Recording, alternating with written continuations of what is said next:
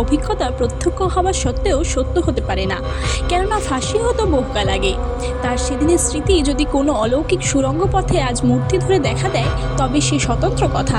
যুক্তি দিয়ে প্রমাণ অপ্রমাণ করার পথ বন্ধ। কিন্তু যুক্তি আরেক আর বিশ্বাস আরেক। লোকের মনের ব্যাপক বিশ্বাসী এমন তথ্যের স্থান গ্রহণ করেছিল, আর তাই ছিল যথেষ্ট। ফলে ওই গাছটা যাতায়াতের পথের পাশে ভীতি মিশ্রিত একটা প্রকাণ্ড বিস্ময় চিহ্নের মতো দণ্ডায়মান ছিল।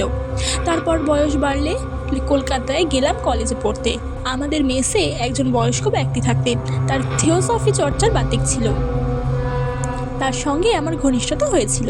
তাকে ফাঁসি গাছটির বিবরণ শুনিয়েছিলাম। তিনি কিছুমাত্র বিস্ময় প্রকাশ না করে বললেন, এমন হওয়া মোটেই অসম্ভব নয়।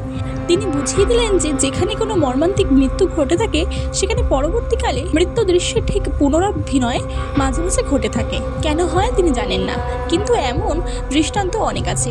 মৃত্যুর সময় মানুষগুলো যে মানসিক যন্ত্রণা অনুভব করেছিল, সেই নিদারুণ ধারণাতেই ওখানে ওই রকম অলৌকিক ছায়াছবি উদ্ধৃত হয়ে থাকে বলে তিনি মনে করেন।